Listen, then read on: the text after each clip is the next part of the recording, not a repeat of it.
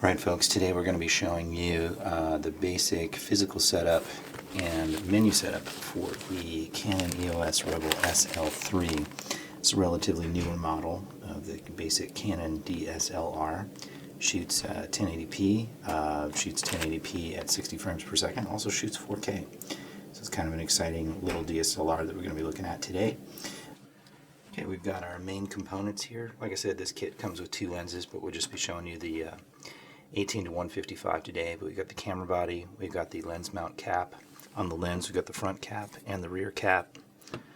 We've also got one of the two batteries that this kit will come with, battery charger, and then as well the Rode mic with the windscreen, and then as well this little cable that connects it to the camera. This is detachable, and this fits onto the cold shoe attachment on top of the camera. Okay, so first thing we're going to do is we're going to attach the lens to this camera body here, and to do that I'm going to press this little lens release button here, twist the lens cap counterclockwise, go ahead and set that aside. I'm going to bring in the lens now, and I'm going to remove the rear cap. Okay. And then I'm going to match this up with some markers here. We've got a white marker here and a white marker on the lens mount. I'm going to match those up. And then I'm going to rotate clockwise until I hear a click. And then I know that it's seated. If I ever want to remove it, press the lens release, rotate that counterclockwise again, pull that off. Again, side view.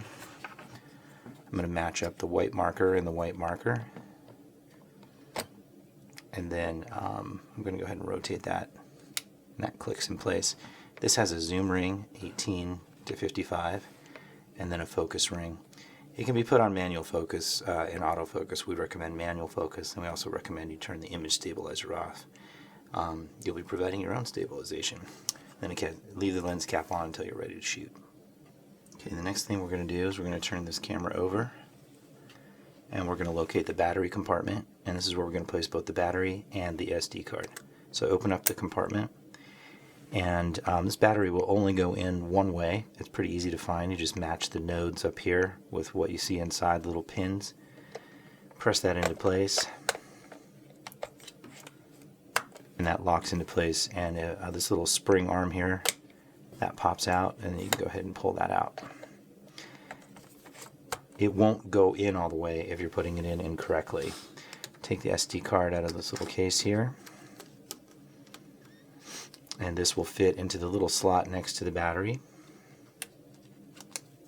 Rotate it here.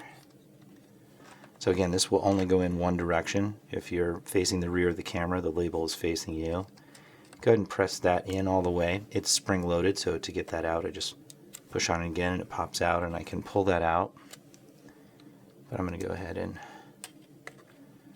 push that in, close that up, and now I have both power and something to record my media onto. Okay, last part of the physical setup, just for the camera itself, not including any tripod or anything like that.